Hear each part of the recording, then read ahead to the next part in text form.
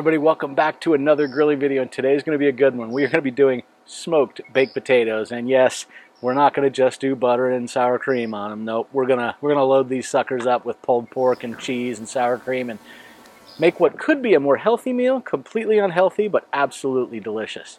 So before we start preparing the potatoes, let's talk about what we need to do with the smoker. We have the smoker at 250 degrees. You can do 250 to 275. That's going to be just fine. Now, first thing we want to do is make sure we wash the potatoes really well. We've already scrubbed these down with a brush and water, and we've set them outside just long enough to dry, and that's really important because the toppings we're going to put on this as we cook them, they need to make sure they don't have water on them, so they got to be good and dry. All right. I'll talk about the toppings in just a second. First, let's go ahead and get some holes poked in these. Now I'm just using a regular size, like a fork for flipping things on the grill. Feel free to use a regular fork or one of these, that's fine. And you just want to do this on all sides and pierce it a little bit. What we're doing is giving a place for any moisture to get out of the potato, as well as a place for air to get in and out of them. All right, so we're just going to go ahead and do this with all the potatoes.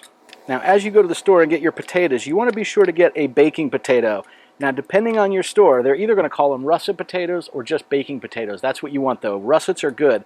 And the reason they're good is this outer skin is a nice sort of texture. It's nice to eat. We're going to cook them with the skins on. And frankly, we're going to eat the skins. I enjoy a baked potato skin. I know some people don't care for them. You'll also notice we have a couple of large potatoes here. That's really what our primary objective is. But I've got a few small ones, because we may just have a little snack here in a little while. They'll cook a lot quicker.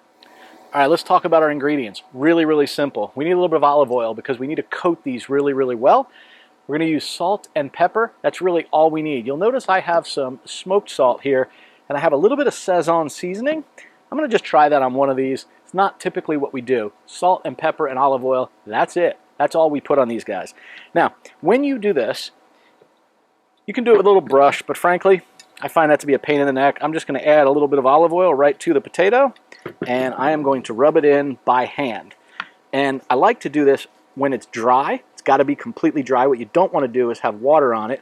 That's going to lead to some steam, and that's not something we're shooting for here. Now it's just a matter of prepping these. What we want to do is sprinkle salt and pepper on all sides.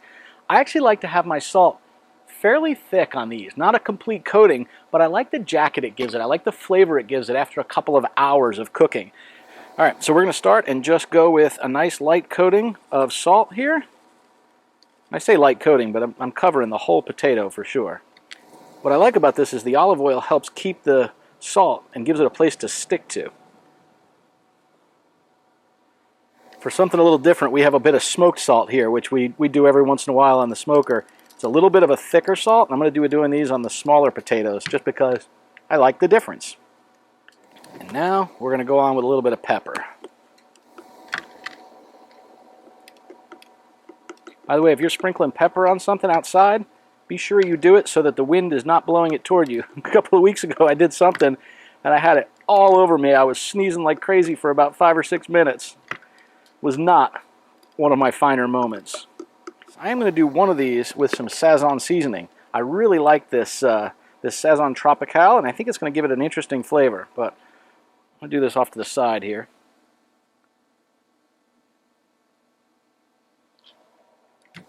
Now that these are seasoned up, our grill is sitting at between 250 and 270 degrees. It's fluctuating up and down a little bit. And I'm going to look at these and I'm going to determine which size ones I want to put a probe thermometer in. Now I'm going to be using this meter thermometer. If you've never seen one of these, they're really cool. It is completely wireless and it has 4 of these that connect up to it. So let me just power this guy on. And then I will take probe number 1. That's going to go in my biggest potato here. So let's just find a spot here in the top and we will work this guy in, which is not easy to do. That would have been easier to put in later.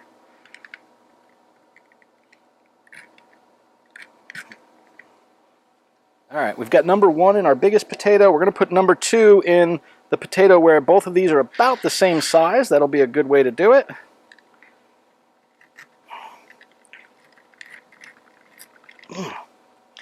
And then we're going to put number 3 in one of the small potatoes. Now normally, if you have potatoes that are all about the same size, you can just use one probe and or frankly, you can use a quick thermometer. You know, my mom always taught me you put a fork in it, and when a fork goes in and comes out easily, you know it's done. Well, the beauty of this is nowadays you have all kinds of different thermometers that are really easy to use, and we can leave these right in the grill. So I'm going to be doing this in a much easier way. And we want these to be between, let's say, 200 to 210 degrees or so. That's about the temperature we're looking for. We've got those in. Let's make sure they're set to Wi-Fi. And I am talking to all 4 probes. The nice thing about this is you can watch it right on your phone. It transmits via Wi-Fi or Bluetooth. It is tremendously useful. So let's go ahead and put these on the top shelf of the grill. Let me show you what that looks like. I'm going to put the largest one right here in the center just because that's probably the hottest spot. We will put the next size ones just off to the outer edge of that. Those will be in probe number 2. And then we will put our third ones in here with our number 3 probe on the outside.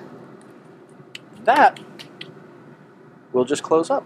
All right, with those potatoes on, we're now going to wait. This is probably going to take about 2 hours or so. We want to take them off when they're somewhere between 200 and 215 degrees. That's usually a good, fluffy russet potato. So I will see you guys back here in a little while. I'll be checking these fairly frequently, but the beauty of having this meter thermometer is I have a little notice on my phone. I could just say I'm looking for 205.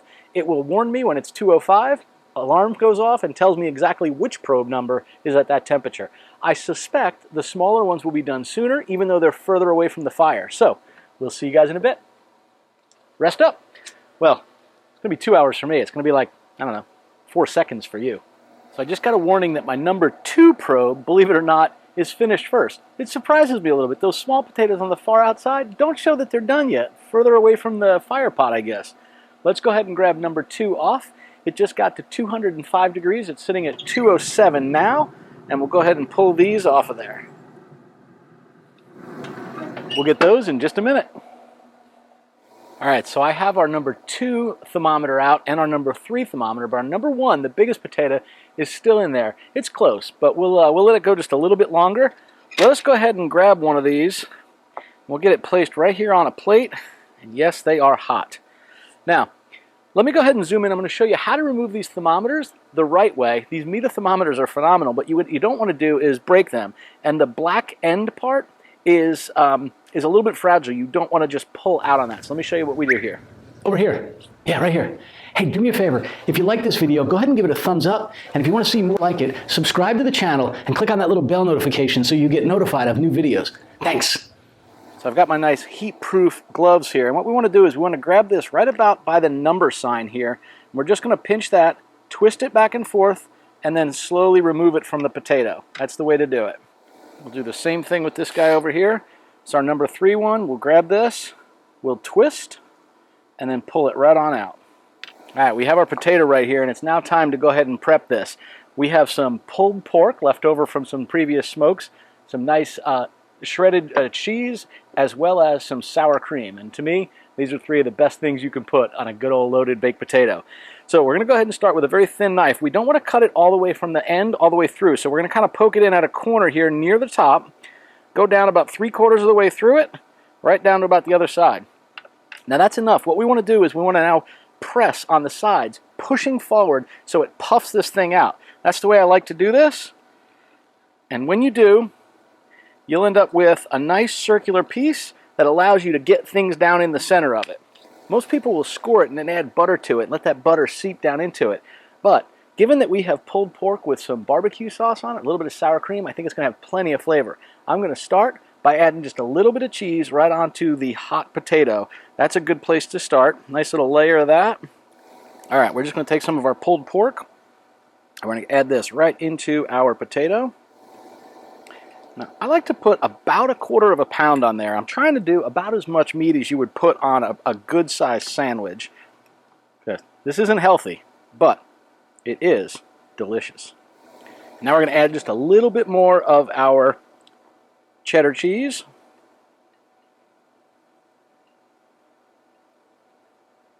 Now at this point, we're going to place this back in the smoker just enough to get that cheese to melt down in there. All right, we just heated this up in the grill just enough to melt that cheese on the top. Let me show you what it looks like, and then we're going to dig in.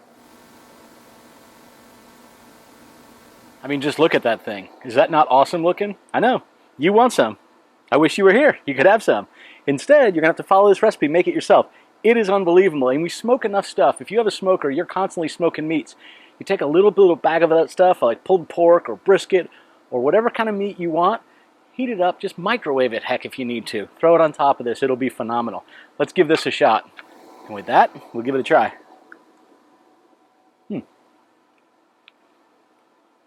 Oh my gosh.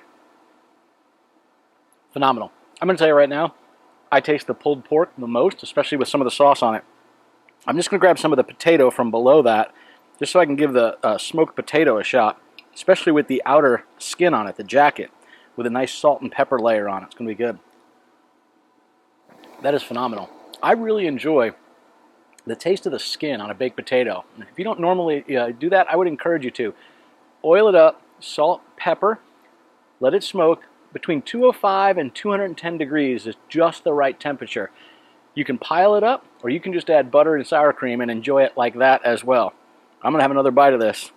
While I do, bye y'all. Safe and happy grilling. Hope you enjoyed this video. Hey, listen, if you did, do me a favor, throw a like down on the video. That really helps us out. Gets a couple more people to watch. Thanks, y'all.